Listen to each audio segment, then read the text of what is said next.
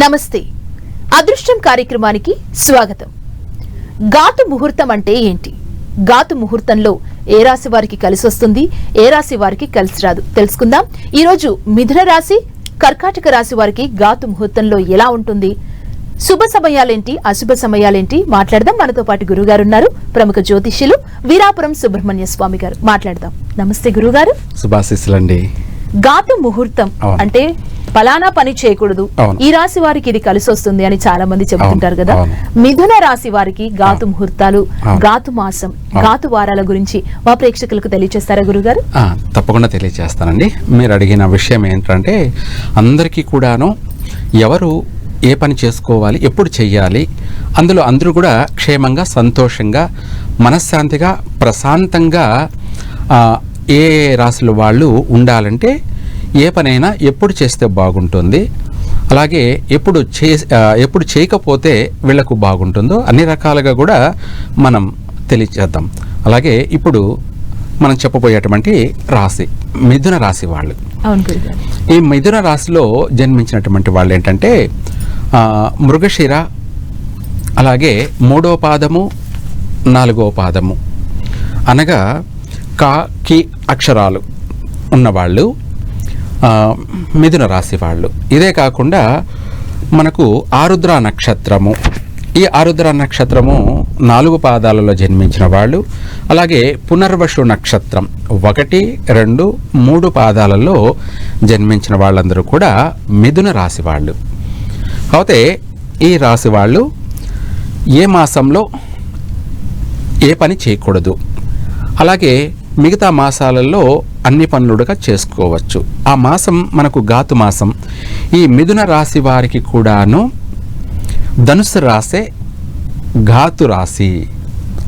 అనగా ఈ ధనుసు రాశి వృషభ రాశి వాళ్ళకి కానీ, అలాగే మిథున రాశి వాళ్ళకి కానీ, ఈ మిథున రాశి వాళ్ళకి ధనుసు రాశి ఘాతు రాశి. ఈ రాశి వాళ్ళతో ముఖ్యమైనటువంటి ఇంపార్టెంట్ పార్ట్నర్షిప్ పనులు పనికిరావు. అంటే లైఫ్ పార్ట్నర్ కానీ, బిజినెస్ పార్ట్నర్ కానీ, ఫ్రెండ్షిప్ కానీ ఈ రాశి వాళ్ళతో మిథున రాశి వాళ్ళు చేయకపోవడం వీళ్ళకు కలిసి వచ్చేటువంటి అంశం.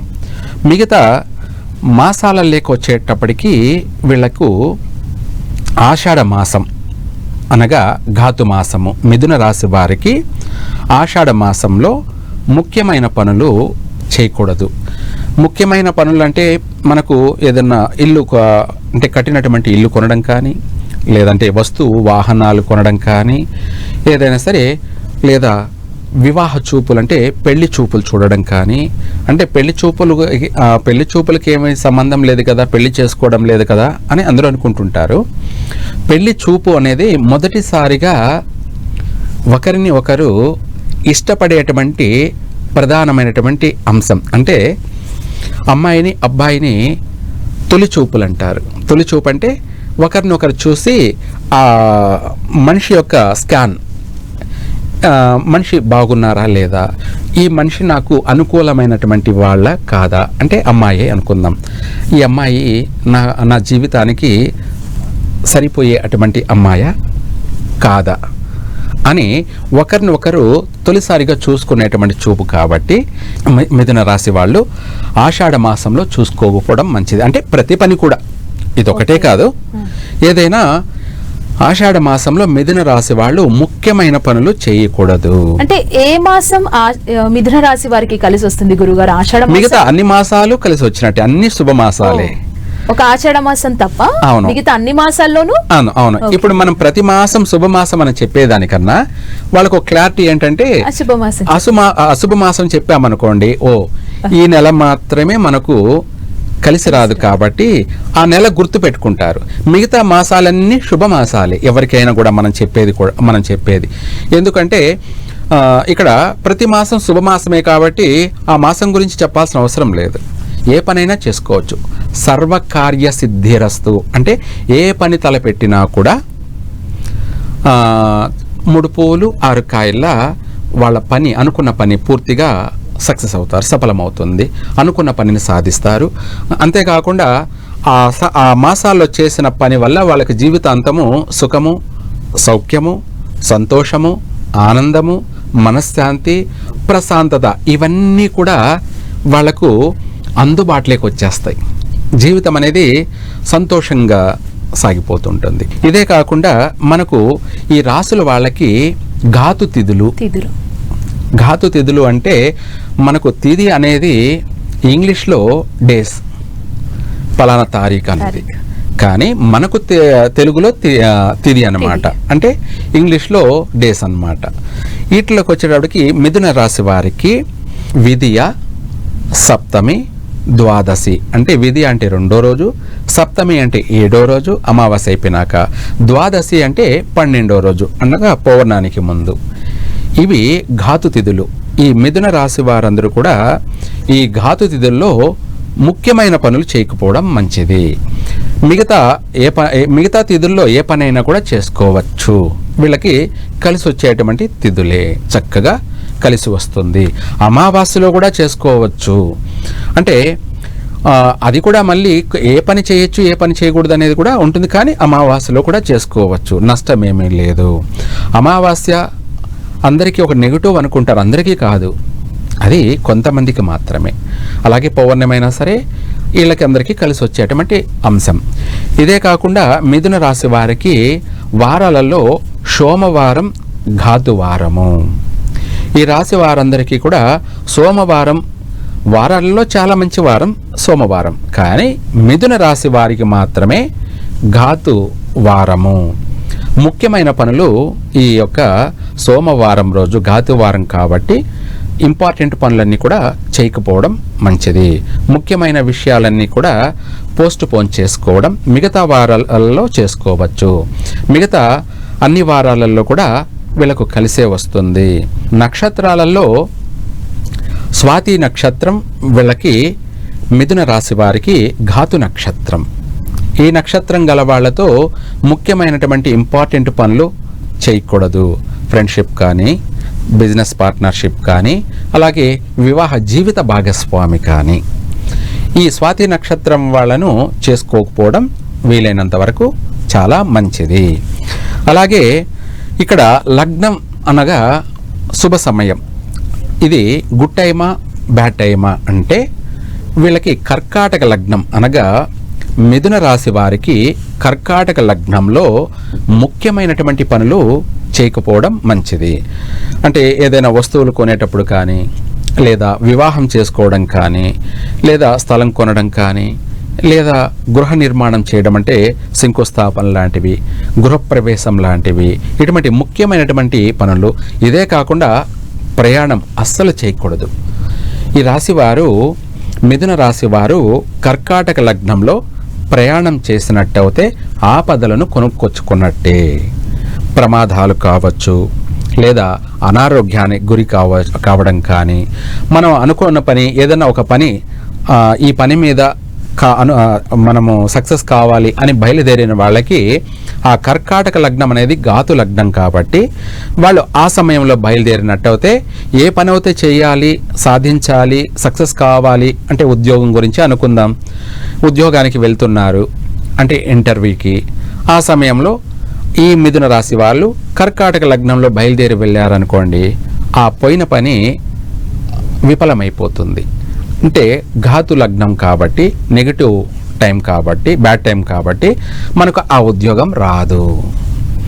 మనము ఎంతో ఇష్టపడి ఇది మనం ఆ సబ్జెక్టే కాబట్టి, మనం అనుకున్న మనకు తెలిసిన సబ్జెక్టే కాబట్టి ఆ ఉద్యోగం మనకు వస్తే ఎంతో బాగుంటుంది కదా, అందులో మేలుకువ అంటే బాగా అనుభవం ఉన్నటువంటి వాళ్ళే కదా, అది ఎంతో ఇష్టపడి ఆ ఉద్యోగం కావాలనుకొని వెళ్తారు.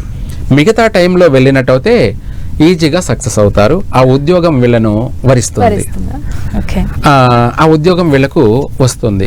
అదే మిథున రాశి వారు కర్కాటక లగ్నంలో బయలుదేరినట్టు అయితే వాళ్లకు ఆ ఉద్యోగం రాకపోవడమే కాదు, ఒకవేళ వచ్చిన జీవితాంతం దాంట్లో కష్టాలు పాలే. ఆ ఉద్యోగంలో కొద్ది రోజులకే మళ్ళీ ఆ ఉద్యోగాన్ని వదిలిపెట్టవలసిందే. ఎందుకంటే మన ఒక టైం, అదే టైం బాబు, టైం గుడ్ టైమా బ్యాడ్ టైమా. ఒకవేళ మనం గుడికి వెళ్ళామనుకుందాం, ఆ టైంలో ఆ గుడికి వెళ్ళి దర్శనం చేసుకొని వెళ్ళడం వల్ల ఆ ఉద్యోగం వచ్చే అవకాశం కూడా ఉంది. ఎందుకంటే ఓ పాజిటివ్ని తీసుకొని వెళ్ళాం కాబట్టి. కానీ ఆ ముహూర్త బలం కాదు కాబట్టి మనము ఆ ఉద్యోగంలో చేరామనుకోండి, ఆ ఉద్యోగంలో ఆ చుట్టూ అందరూ అడుగడుగునా శత్రువులే. ఆ ఉద్యోగం కూడా మనకు కష్టతరంగా మారుతుంది. కష్టతరంగా అంటే చేయలేనంత భారంగా మారిపోతుంది. లేదా ఆ ఉద్యోగం ద్వారా మనకు మనశ్శాంతి కరువైపోతుంది.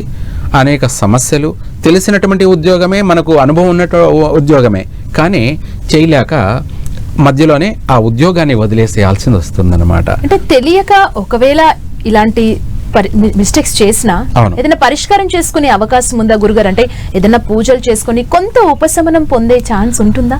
ఏం చెప్తారు మీరు?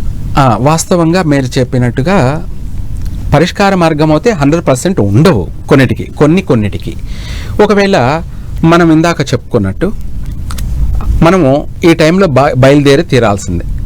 మనకు అక్కడ టైము అనేది కూడా మనం చేరుకోవాలి. ఈ టైం బయలుదేరి తప్పదు అని అంటే దానికన్నా ముందు టైంలోనే మనం బయలుదేరవచ్చు. కాబట్టి మధ్యలోనే టైం వృధా చేయవచ్చు. ఎప్పుడో టైం ఉంది కదా, మనము ఇంత ముందే ఎందుకు వెళ్ళాలి అని అనుకోకూడదు. మధ్యలో కాలయాపన చేసుకొని ఆ టైం కాకుండా ఇంకా ముందు సమయంలోనే బయలుదేరి వెళ్ళిపోవాలి. దానికంటే కర్కాటక లగ్నానికి ముందు టైం ఏమిటి ఉంటే మిథున లగ్నం అంటారు. అంటే మిథున రాశి వారు మిథున లగ్నంలోనే బయలుదేరి వెళ్ళచ్చు. ఒక గంట సమయాన్ని వృధా చేయవచ్చు. లేదు, అది కూడా కాదు, మనం ఈ టైంలో వెళ్ళి తీరాలి తప్పదు అని అంటే అప్పుడు ఏంటంటే ఆ సమయం లేదన్నా ఇందాక చెప్పుకున్నట్టు దేవాలయానికి వెళ్ళి దర్శనం చేసుకోవడం కొంత పాజిటివ్ని ఇస్తుంది. ఇదే కాకుండా ఆ సమయంలో ఏదైనా దాన ధర్మాలు చేయడం. మనము ఉద్యోగం గురించి వెళ్తున్నాం, దానికి సంబంధించి ఏమిటి, మనకు ఆ సమయంలో బయలుదేరి తీరాలి అనుకున్నప్పుడు దాన ధర్మాలు అంటే ఏంటంటే మనకు దానికి సంబంధించిన వాళ్ళు ఆ జాతక రీత్యా, నక్షత్ర రీత్యా ఎవరు ఏ దానం చేస్తే బాగుంటుంది. కొంతమంది ఇనుము దానం చేయడం వాళ్లకు ఆ ఉద్యోగంలో కలిసి వచ్చే అంశం. లేదు, ఇది కాదు, సత్తు అంటే ఆరుద్ర నక్షత్ర జాతకులు ఉన్నారనుకోండి, అల్యూమినియం, దాన్ని సత్తు లోహం అంటారు. ఈ సత్తు లోహాన్ని దానం చేసి వెళ్ళడం వల్ల వాళ్ళకు పాజిటివ్ అనేది పూర్తిగా ఏర్పడుతుంది. అంటే ఆ బ్యాడ్ టయాన్ని కూడా మనం గుడ్ టైంగా మార్చుకునేదానికి కొన్ని దాన ధర్మాలు కూడా మనకు కర్మాన్ని మారుస్తాయి. అంటే మన తలరాతని కూడా మార్చే అవకాశాలు. అది కూడా ఎక్కడ దానం? గుడిలోనే, అంటే దైవ సన్నిధానంలోనే ఆ దాన ధర్మం చేయాలి. ఆ దాన ధర్మానికి కూడా అవతల దానాన్ని తీసుకునేవాడికి కూడా అర్హత కలిగి ఉండాలి. ఎవరికంటే వాళ్ళకి దానం చేయకూడదు. రెండోది, అవతల వాళ్ళు కూడా ఎవరంటే వాళ్ళు దానాన్ని పుచ్చుకోకూడదు. దానం పుచ్చుకోవడం అనేది ఏంటంటే ఎదుటి వాళ్ళ యొక్క కర్మని, అంటే నెగటివ్ని, చెడు లక్షణాలన్నిటినీ కూడా మనం స్వీకరించడం. దానం అనేది కూడా వాళ్ళ కర్మని, వాళ్ళ పాపాన్ని మనము స్వీకరించడం అన్నమాట. అందుకనేసి దానం కూడా ఎవరంటే వాళ్ళు ఇస్తున్నారులే అని దానాన్ని, ఇది మనకు అవసరమైందే, మనకు కలిసి వచ్చేది అని తీసుకోకూడదు. దానం తీసుకోవడంలోనూ తప్పుంది. వాడి కర్మనంతా వీడు అనుభవించాలి ఆ దాన రూపంలో. ఎందుకంటే వాడు దానం రూపంలో వాడి కర్మని కడిగేసుకుంటున్నాడు. అంటే మన చేతులకు మట్టి అయింది, చేతులను శుభ్రం చేసుకోవాలంటే నీళ్ళతో కడిగేసుకుంటే శుభ్రం అయిపోతుంది. అట్లాగే మన దరిద్రాన్ని ప్రక్షాళన చేసుకోవాలి. అప్పుడు ఈ దానాన్ని పక్క వారికి ఇచ్చేయడం, అంటే మన దరిద్రాన్ని ఎదుటి వాడికి ఇవ్వడం. వాడు కూడా ఇది నాకు అవసరమైన వస్తువే కదా అని తీసేసుకున్నాడు అనుకో, వాడి దరిద్రాన్ని వీడు స్వీకరించేసి వీడు జీవితం అంతా కర్మని, ఆ కష్టాల పాలు కావడం అన్నమాట. ఎవరైనా మనకి ఏదైనా ఇస్తున్నప్పుడు అది తీసుకోవాలా వద్దా అని తెలుసుకొని తీసుకోవడం మంచిదని చెప్తారు వాస్తవంగా. అందుకే ఇవన్నీ ఎందుకు, నిత్యము భగవంతుడికి సేవ చేసేటువంటి వాడు, అంటే దేవుడు భగవంతుడికి ఆయన అనుదినము అనుష్ఠానము, అలాగే భగవంతుడికి సేవ, తాత్పర్యము, అనేకటువంటి మంత్రోచ్చరణ, అనేక విధాలుగా తను అనునిత్యం పవిత్రుడవుతున్నాడు. కాబట్టి అటువంటి వాడికి దానం చేస్తే అప్పుడు వీని యొక్క కర్మని తను స్వీకరించడము జరుగుతుంది. అంటే తను తీసుకోవడం కూడా తీసుకోగలడు, పాజిటివ్ నెగటివ్ని పూర్తిగా స్వీకరించగలడు. అలాగే ఇతని యొక్క మంత్రోచ్చారణ అనేది ఓం అపవిత్ర పవిత్రోవా సర్వావస్థాం గతోపివ బాహ్యాభ్యంతర శుచి. అంటే బాహ్యాభ్యంతర శుచి అంటే తన దేహాన్ని, తన అంతరాత్మని, తన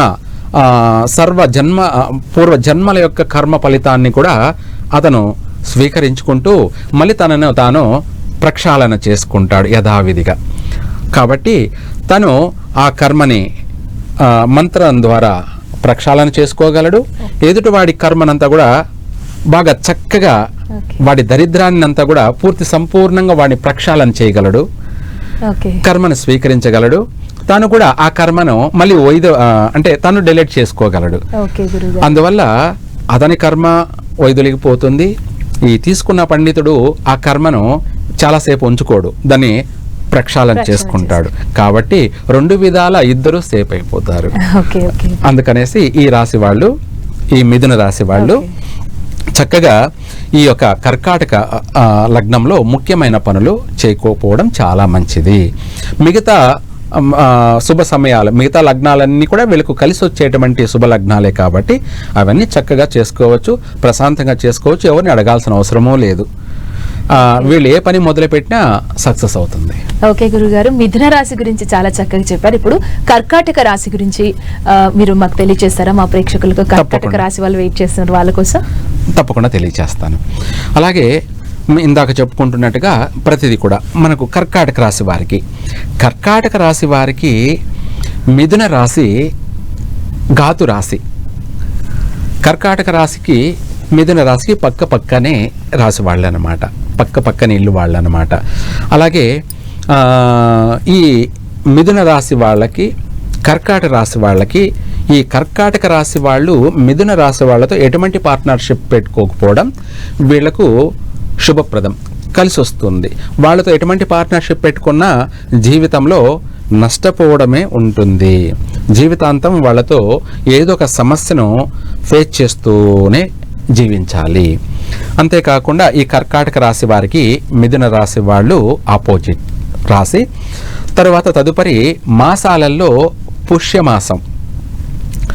పుష్యమాసం అనేది ఏంటంటే చాలా వరకు శుభకార్యాలు చేయరు.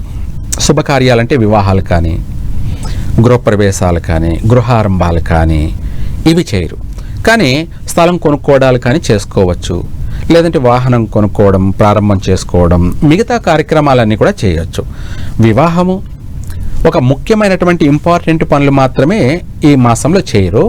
మిగతా సాధారణటువంటి శుభకార్యాలన్నీ కూడా చేసుకోవచ్చు. కానీ ఏదైనా సరే ఈ రాశి వాళ్ళు, కర్కాటక రాశి వాళ్ళు పుష్యమాసము అంటే జనవరి నెల వస్తుందన్నమాట. ఈ జనవరి నెలలో ఈ పుష్యమాసంలో ముఖ్యమైన పనులు చేయకపోవడం చాలా మంచిది. కలిసి రావు ఈ మాసంలో చేస్తే. మిగతా మాసాలలో, అన్ని మాసాలలో కూడా చేసుకోవచ్చు. కర్కాటక రాశి వారు ఒక పుష్యమాసాన్ని వదిలిపెట్టి మిగతా మాసాలలో ఏ పనైనా కూడా చేసుకోవచ్చు. చక్కగా అన్ని విధాలా కలిసి వస్తుంది. వారం కర్కాటక రాశి వారికి ఏ వారం అనుకూలంగా ఉంటుంది? ఘాతు వారం గురించి తెలియజేస్తారు. తప్పకుండా. మీరన్నట్టుగా ఈ కర్కాటక రాశి వారికి ఘాతు వారము అనగా బుధవారము. ఈ బుధవారము ఈ కర్కాటక రాశి వాళ్ళు బుధవారం రోజున ముఖ్యమైనటువంటి పనులు ఏవైనా సరే చేయకూడదు. వివాహం కావచ్చు, గృహప్రవేశం కావచ్చు, లేదా ఏదైనా వస్తు వాహనాలు ప్రారంభం చేయడం కావచ్చు. ఇదే కాదు, చిన్నపిల్లలు అనుకోండి, వాళ్ళకు చక్కగా అన్నప్రాసన చేస్తారు. అన్నప్రాసన అంటే ఏంటి? వాళ్ళ జీవితాంతము చక్కగా అన్నపానీయాలకు లోటు లేకుండా జీవించాలి. ఎవరైనా కానీ ప్రపంచంలో ప్రతి ఒక్కడు జీవించాలి, బ్రతకాలి, చక్కగా ఆరోగ్యంగా ఉండాలి, అలాగే సంతోషంగా మనశ్శాంతిగా జీవించాలి అంటే వాడికి అన్నపానీయాలంటే భోజనానికి సంబంధించి కానీ, అలాగే పానీయాలు కానీ, వాడికి 3 పూట్ల చక్కగా పంచభక్ష పరమాణాలు అనేది జీవితాంతం తినాలి అంటే వాడు, ఈ కర్కాటక రాశి వాళ్ళు బుధవారం రోజున అన్నప్రాసన చేయకపోవడం కానీ, మిగతా వారాలలో చేసుకోవచ్చు. ఎందుకంటే మిగతా వారాలన్నీ శుభవారాలు. ఘాతు వారం మాత్రమే బుధవారం. ఒక అన్నప్రాసనే కాదు, నామకరణం కూడా. ఇదే కాకుండా అక్షరాభ్యాసం అంటే చక్కగా విద్యలో బాగా మంచి విద్యావంతుడు కావాలి అంటే వాడు జాతకరీత్యా ఏదన్నా లోటుపాట్లున్నా ఇటువంటి వాళ్ళకి బుధవారం రోజున, కర్కాటక రాశి వాళ్ళు బుధవారం రోజున అక్షరాభ్యాసం చేయకపోవడం చాలా మంచిది. మిగతా సోమవారం కావచ్చు, గురువారం కావచ్చు, శుక్రవారం కావచ్చు, మంగళవారం కావచ్చు. అయితే మామూలుగా యథావిధిగా మంగళవారం అభ్యాసం అంటే అక్షరాభ్యాసం పనికిరాదు. శనివారం కూడా చేసుకోవచ్చు. వీళ్ళకు కలిసి వచ్చేటువంటి వారమే ఒక బుధవారం మాత్రమే ఘాతు వారము. ముఖ్యమైన పనులు ఏవి కూడా ఈ రాశి వాళ్ళు చేయకూడదు, చేయకపోవడం చాలా మంచిది. ఏదైనా చేయాలి అంటే మిగతా వారాల్లో చేసుకోవడం వీళ్ళకు చక్కగా కలిసి వచ్చేటువంటి అంశం. కర్కాటక రాశి వాళ్ళు వారమే కాకుండా, ఘాతు వారమే కాకుండా వీళ్ళకు ఘాతు తిథులు కూడా, ఈ కర్కాటక రాశి వారికి విధియ, వీళ్ళకు కూడా సప్తమి, ద్వాదశి, ఈ 2 రాశుల వారికి, మిథున రాశి కానీ లేదా కర్కాటక రాశి వారికి కానీ ఈ యొక్క తిథులు ఘాతు తిథులు అన్నమాట. విధియ, సప్తమి, ద్వాదశి ఈ తిథులు అనేది ముఖ్యమైనటువంటి పనులు, ప్రయాణాలు కావచ్చు, లేదంటే విదేశాని యోగం అంటే దూర దేశాలకి వెళ్తున్నారు. రెండోది, ఈ రాశి వాళ్ళు సముద్ర ప్రయాణం చేస్తున్నారు, చేయకూడదు. సముద్ర ప్రయాణం చేయడం వల్ల అక్కడ స్టీమరే వెళ్తున్నారు, పడవలోనే వెళ్తున్నారు. వీళ్ళతో పాటు ఒక 20-30 మంది, 50 మంది ఉంటారు. వీళ్ళు కూడా ఆ తిథిలో దాంతోపాటు ఇంకేదన్నా సమయం మంచి సమయం కాకపోవడం వల్ల వీళ్ళు వాళ్ళతో కలిసి జర్నీ చేశారనుకోండి, వీళ్ళు మధ్యలోనే మునిగిపోయే అవకాశం ఉంది. అంటే నష్టపోయే అవకాశం ఉందన్నమాట. కర్కాటక రాశి వాళ్ళు ఇప్పుడు మనం చూస్తుంటాం, పడవల్లో చేపలు పట్టడానికి వెళ్తారు. పాపం మరి 10 మంది ఉంటే ఆ 10 మందిలో ఒక్కడి వల్ల మిగతా వాళ్ళందరూ కూడా నష్టపోయే అవకాశం ఉంటుంది. వాళ్ళలో ఇంకెవరో బలమైనటువంటి సంపూర్ణ ఆయుష్యవంతుడై ఉంటే వాడు దాన్ని ఏదో ఒకటి కొట్టుకొని నదికి ఒడ్డుకు చేరుకునేటువంటి అవకాశం కూడా ఉంటుంది. ఇక్కడ ఆ ఒక్కడి వల్ల మిగతా వాళ్ళందరికీ కూడా అక్కడ ఆ సమయంలో సమస్యలు ఎదుర్కోవాల్సినటువంటి పరిస్థితి. ఒక్కడి వల్ల అందరికీ కష్టం వాటిల్లుతుంది. ఇదే మనము ఒక బస్సులో ప్రయాణం చేస్తుంటే ఒకడి వల్ల అందరికీ సమస్యలు ఎదురవుతాయి. మరి మిగతా వాళ్ళందరూ పుణ్యం చేశారా, పాపం చేశారా అని అందరికీ సందేహం ఏర్పడుతుంటుంది. కానీ ఒకడి వల్ల మిగతా వాళ్ళందరికీ ఏదైనా డిస్టర్బ్ జరిగే అవకాశం ఉంది. ఈ రాశి వాళ్ళు, కర్కాటక రాశి వాళ్ళు ఈ తిథుల్లో చేయకూడదు. అలాగే అనురాధ నక్షత్రం వాళ్ళతో కూడా ఎటువంటి పార్ట్నర్షిప్ పెట్టుకోకూడదు. తదుపరి తులా లగ్నంలో కూడా ఈ యొక్క కర్కాటక రాశి వారు తులా లగ్నంలో కూడా ముఖ్యమైన పనులు చేయకపోవడం చాలా మంచిది. వీళ్ళకు కలిసి వచ్చేటువంటి అంశం. మిగతా ముహూర్తాలలో ఏ పనైనా చేసుకోవచ్చు, చక్కగా కలిసి వస్తుంది. ఓకే గురుగారు, మిథున రాశి, కర్కాటక రాశికి సంబంధించి ఘాతు ముహూర్తాలు, వారాలు, తిథులు, లగ్నాలు, నక్షత్రాలకు సంబంధించి చాలా విషయాలు తెలియజేశారు గురుగారు. ధన్యవాదాలు. సర్వే జన సుఖినో భవంతు.